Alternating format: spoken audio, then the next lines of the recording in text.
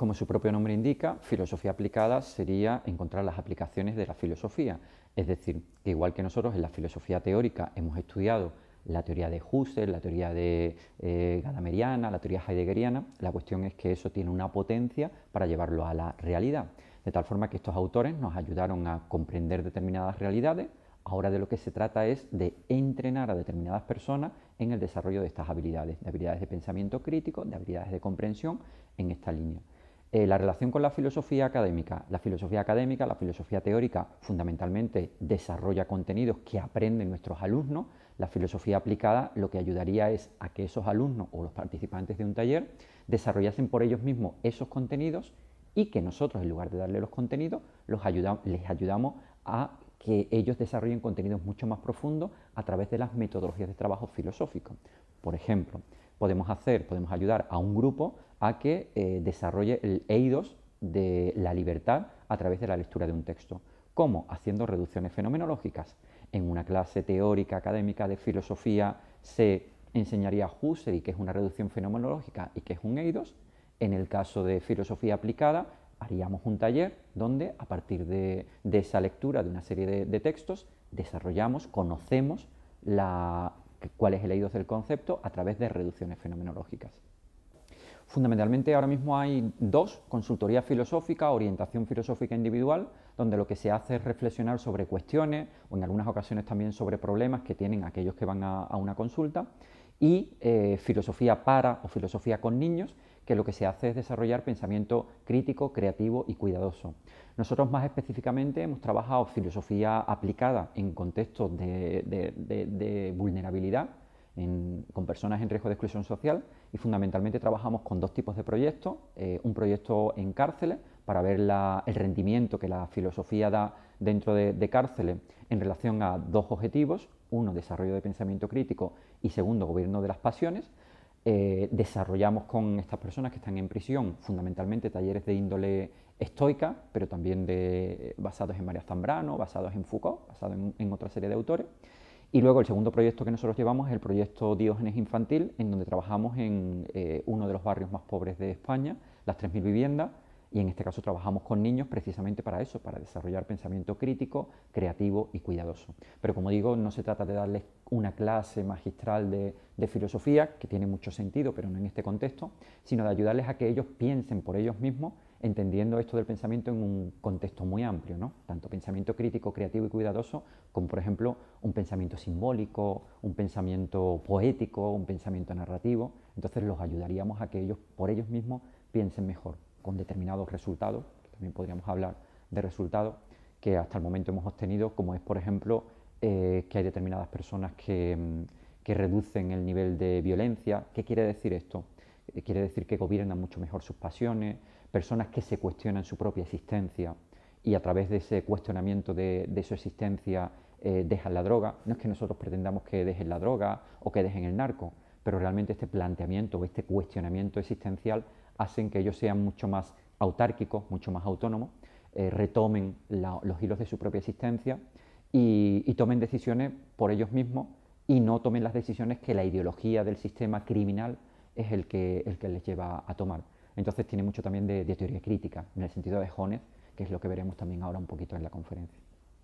Nosotros llevamos trabajando 20 años desde Sevilla en filosofía aplicada, y la verdad es que esto da bastante trayectoria y te hace también muy, muy prudente con respecto a esta pregunta, porque uno era muy optimista hace unos años y luego pues no se ha dado la situación como nosotros pensábamos. No obstante, lo que sí yo percibo es que en países latinoamericanos, donde hay una implantación muy fuerte de las filosofías de la liberación, pues hay mucha tendencia a que realmente la filosofía tenga un impacto social o tenga un rendimiento social, pero sobre todo porque viene a través de la filosofía social y de la filosofía política. Entonces, en ese sentido, en México, por ejemplo, hay filosofía en las calles, hay cafés filosóficos que se hacen desde la propia UNAM, Cecafi, Esther Charabati, Víctor Hugo Galván, pues son gente que están trabajando en Ciudad de México, pero inclusive hay gente en San Luis Potosí, Víctor Hugo Galván, o hay gente en Chiapas, o hay gente en Colima, hay gente en Guadalajara, México, que están trabajando, y en ese sentido es muy prometedor dentro de México, por ejemplo, sobre todo teniendo en cuenta que ahora en la Constitución del Gobierno de México, el artículo 3º, ha defendido que la filosofía es un derecho que tienen que tener las personas, igual que el derecho a la vivienda, otros derechos clásicos, con lo cual es muy prometedor lo que allí está sucediendo. Vamos a ver por dónde va. Aquí en España, con todo el tema de la lucha que hubo con la Red Española de Filosofía, que hizo tanto Antonio Campillo como María José Guerra, pues se ha abierto mucho la filosofía precisamente a ver este rendimiento social que puede tener la filosofía. Y entonces se han abierto festivales de filosofía, Valencia Pensa, ¿no? Barcelona Pensa, el Festival de Filosofía Más Filosofía de Madrid, el Festival de Filosofía de Málaga.